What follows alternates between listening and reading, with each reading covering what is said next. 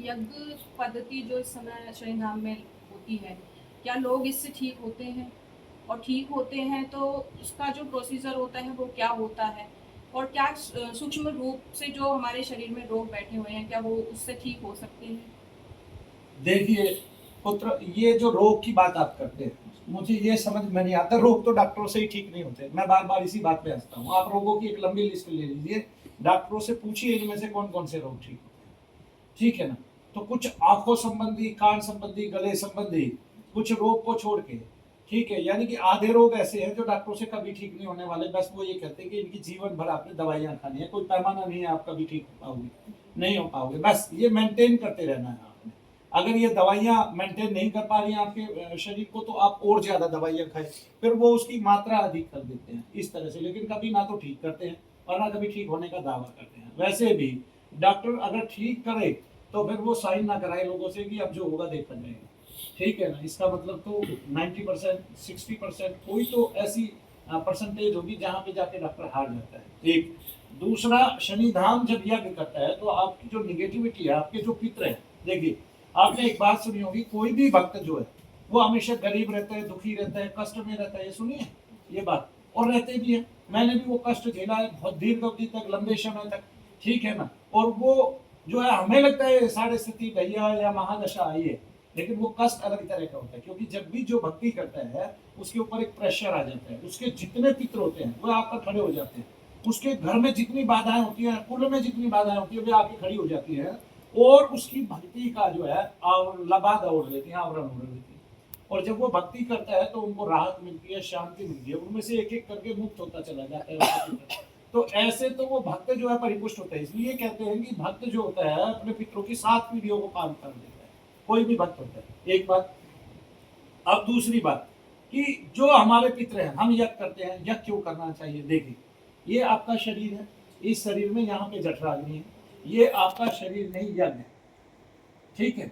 आपके मुख से सोमरस जाता है, यानी कि आप जल पीते हैं, उसके बाद आप जो है अन्न खाते हैं।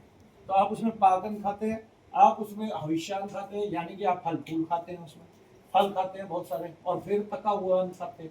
इस तरह से आप जो है संतुष्ट हो जाते हैं और वो अग्नि उस सारे अन्न को पचा देती है, ठीक है। तब तब जो है बहुत सूक्ष्म रस निकलता है और वो सूक्ष्म रस आपकी नाड़ियों में फैल जाता है।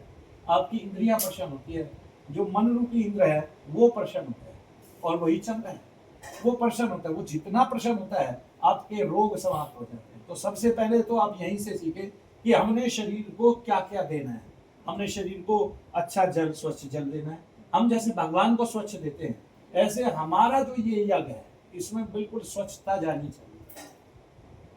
पका हुआ अच्छा अन्न होना चाहिए, शुभ अन्न होना चाहिए, अच्छा जल होना चाहिए, अच्छे फ्रूट होने चाहिए, अच्छे आम वगैरह हो, सेब वगैरह हो, जब जो सीजनेबल फल आते हैं वो फल होने चाहिए। अगर हम उसको तरीके से खाएंगे तो हम कभी बीमार नहीं होते और इंद्रियां पुष्ट रहती है, इंद्र देवता प्रसन्न होते हैं और हमारी शक्ति बढ़ती रहती है। दिन प्रतिदिन हमारा तेज बढ़ता रहता है, हमारा बल बढ़ता रहता है, आंतरिक बल बढ़ता रहता है। ये यज्ञ तो है शारीरिक यज्ञ, और इससे भी कितने सारे रोग भाग जाते हैं, बताइए। तो जब हम बड़ा यज्ञ कर रहे हैं, ठीक है, स्थूल यज्ञ कर रहे हैं, बाहर यज्ञ कर रहे हैं, ये अंतर यज्ञ था। हमने अंतर यज्ञ किया। प्रत्येक मानव में एक यज्ञ चल रहा है, उसके पास अग्नि है और उसके पास उस अग्नि से जो हमने डाला है, हविष्यान डाला है, हमने जो पाकन डाला है, हमने जो सोम रस डाला है। सोम रस को एक्चुअली में जो लोग हैं वो मूर्ख है भारत के। क्यों? क्योंकि वो सोम रस को क्या समझते हैं? सुरा समझते हैं, दारू समझते हैं, ठीक है। सोम रस का मतलब यह है कि भगवान चंद्रमा की ऊर्जा में, रात्रि में, ठीक है, जो जड़ी बूटियां पकती हैं, उन जड़ी बूटियों के रस को सोम रस बोला जाता है। उसको हम यज्ञ में सर्वप्रथम डालते हैं। आप शुद्ध जल भी डाल सकते हैं, उनकी आहुति देते हैं। आपने देखा होगा लास्ट में यज्ञ में हम जो है भारी पदार्थ की आहुति देते हैं, यानी घी आदि की आहुति देते हैं। अब जो सोम रस है उसको हमने गलत समझ लिया। ब्राह्मणों के लिए तो वो केवल अदरक और गुड़ का रस है, और अन्य के लिए, देवताओं के लिए वो सारी वनस्पतियों का, सारी जड़ी बूटियों का मिला जुला जल है, उसको सोम रस बोलते हैं। अब भारत में जो एजुकेटेड है, बड़ा एजुकेटेड है, जिसने एमए की है, पीएचडी की है, वो सोम रस को कुछ और बोलता है, वो सुरा बोलता है सोम रस को, ठीक है ना। क्यों? क्योंकि राक्षस प्रवृत्ति हो गई है भारत में बहुत सारे लोगों की। अब उनको क्या कहा जाए, क्या समझाया जाए कि ऋषि मुनि क्या सबसे पहले यही पिएंगे, सबसे पहले यही देंगे, ठीक है ना। इसलिए आज जो है जनता बैठ गई है। तो बहुत सारे लोग जो है भक्ति के नाम पे आपसे दारू चढ़वाते हैं, मांस चढ़वाते हैं, ऐसे कराते हैं। लेकिन हमारा जो यज्ञ है वो इतना शुद्ध है, उसमें सर्व शुद्ध गोला डालते हैं हम, ठीक है। उसमें क्या नहीं होता, हम कम से कम 50 पदार्थ डालते हैं, हमारी सामग्री में भी वही पदार्थ होते हैं। जब हम उसका यज्ञ करना स्टार्ट करते हैं तो मैं फल साथ साथ लेता हूँ देवता से, दूरी पे नहीं लेता हूँ। एक ऐसी प्रक्रिया भी है जहाँ के देवता सबको खाता हुआ दिखाई देता है, ठीक है। बहुतों को दर्शन देता है सूक्ष्म रूप से, बहुतों के सपने में आके बताता है कि मैंने ये आपका दिया हुआ खाया है और अब मैं आपको उसका फल प्रदान कर रहा हूँ। इससे ज्यादा क्या देखेंगे आप शनि धाम में आके। और कोई भी आदमी अगर ये देखना चाहता है कि ऐसे लोग ठीक होते हैं तो वो यहाँ बैठे 4 दिन, और 4 ही दिन में देख ले, 5वां दिन नहीं दूंगा, 4 ही दिन में देख ले। हर रोज मैं दावा कर रहा हूँ, मैं अगर सवेरे से हवन कर रहा हूँ, शाम तक सबके दर्द कम होंगे ही होंगे जितने भी लोग शनि धाम में आएंगे। इससे भी ज्यादा क्या बात बताओ। और माइग्रेन के 100 आदमी दे दो मुझे जिनको डॉक्टरों ने माइग्रेन बताया। क्यों? क्योंकि मुझे पता है बहुतों के तो टेस्ट में ही माइग्रेन नहीं आया है।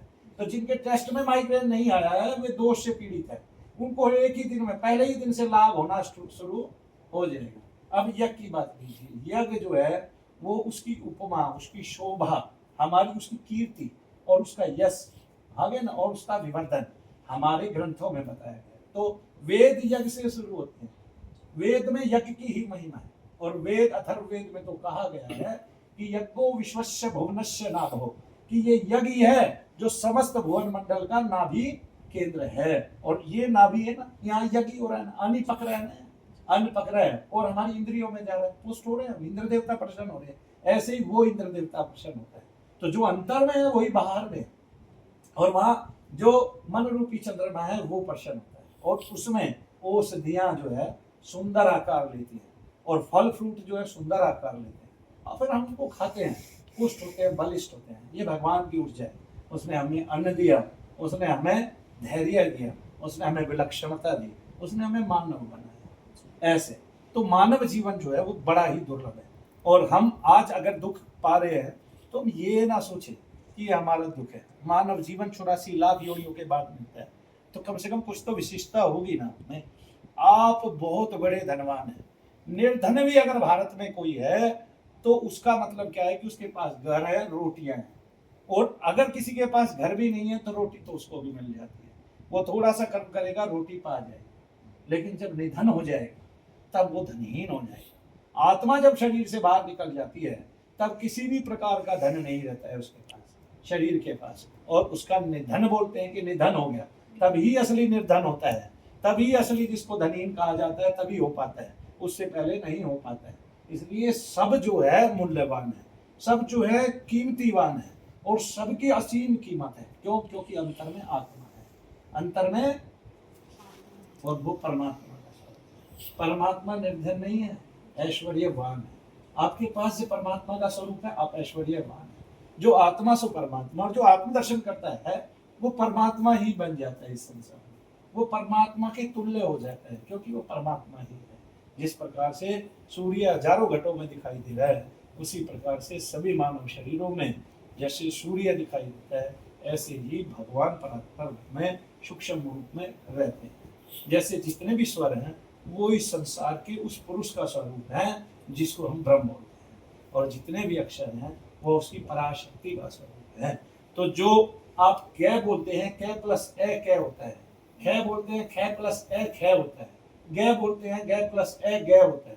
तो जिस प्रकार से आत्मा इसमें सूक्ष्म तरीके से रहती है, उसी प्रकार से स्वर और व्यंजन का भेद है कि किसी भी स्वर में, जैसे कै में हम ए नहीं ढूंढ पा रहे हैं या ए को नहीं देख पा रहे हैं लेकिन महसूस कर पा रहे हैं, उसी प्रकार से इस शरीर में भी ईश्वर को आभास कर पा रहे हैं। ठीक है, आपके अंतर में प्राण आवागमन कर रहे हैं। अगर आप शरीर को अपना मान रहे हैं और शरीर से आप सब कुछ करने में सक्षम हैं, तो फिर एक काम करने में सक्षम क्यों नहीं है? आप मर्जी से लाखों काम करते हैं तो आप मर्जी से श्वसन रोक लीजिए ना। तो इसका मतलब कोई है जो सर्वोपरि है, जिसने जितना दे दिया वो उतना आपको देगा ही देगा। अगर आपने बलात् उसका हरण कर लिया तो आप यूं ही भटकते फिरोगे, क्योंकि आपने परमात्मा की मर्जी के बिना कुछ किया। आपने आत्महत्या कर ली, आत्महत्या कभी होती नहीं है। जैसे भारत में क्या है ना, भारत में एक बात है कि यहाँ का आदमी इतना होशियार हो गया है, इतना होशियार हो गया कि अंग्रेजों ने जो कहा वो ठीक, महापुरुषों ने जो कहा वो गलत। जैसे हम हिंदी भाषी लोगों को ले, तू शब्द आता है, अम्बे तू है जगदम्बे काली, जय दुर्गे खप्पर वाली, तू निराकार तू साकार, ऐसे बोलते हैं। ब्रह्म के लिए तू शब्द लगाते हैं, भगवान के लिए तू शब्द लगा देते हैं, जिसमें सर्वभाव शब्द है। लेकिन मूर्खों को तू कह दिया जाए तो वो चिढ़ जाते हैं, उनके आग लग जाती है बदन में। यू कहो आप, यू शट अप, ये कह दो आप, तो वो खुश हो जाते हैं। क्यों? क्योंकि वो अंग्रेज हो गए हैं। सॉरी कह दो, वो क्षमा कीजिए, आगे ना, वो जानते नहीं। जैसे आत्मा, आत्मा का मतलब है आकाश और वायु, तो जिसमें आकाश और वायु के तत्व है वो आत्मा है। भारतीय रहस्य को कौन जान पाए, शब्दों के जनक को कौन जान पाए? तो जो शब्द हैं वो बने ही ऐसे। आप प्रेत लीजिए, पै, पै वायु, रे अग्नि है जी, और तय वायु।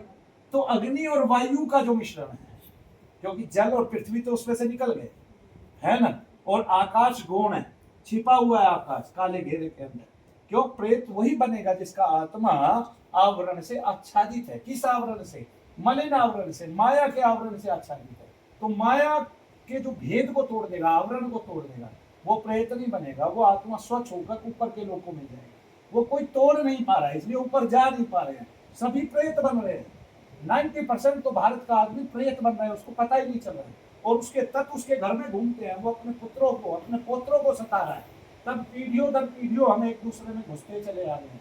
और लोग कह रहे हैं एक शरीर में दूसरी आत्मा नहीं रहती।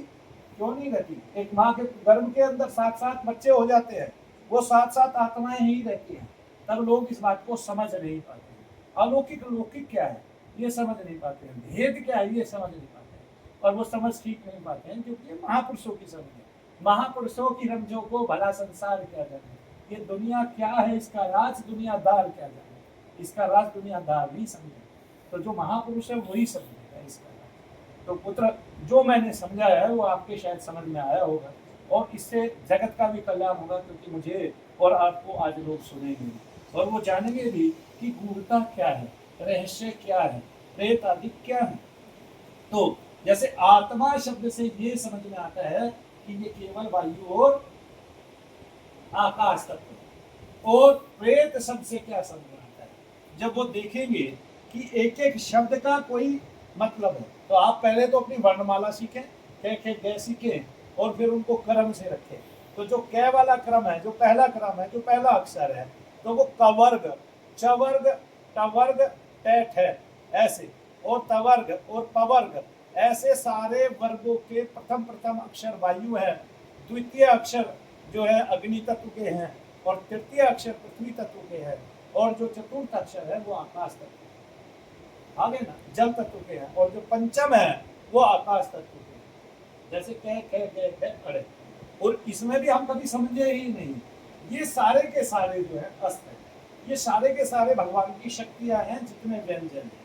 जैसे पैसे पास हमने सीखा, पैसे से शूल, पैप है, ऐसे फरसा है ना, पैप है, आगे क्या आता है, बै, वैसे क्या आएगा, वैसे बाण आएगा, और भय से भाला आएगा, और मैं से मुदगर आएगा, मूसल आएगा, ठीक है ना। तो ये भी हमारे अस्त्र ही हैं।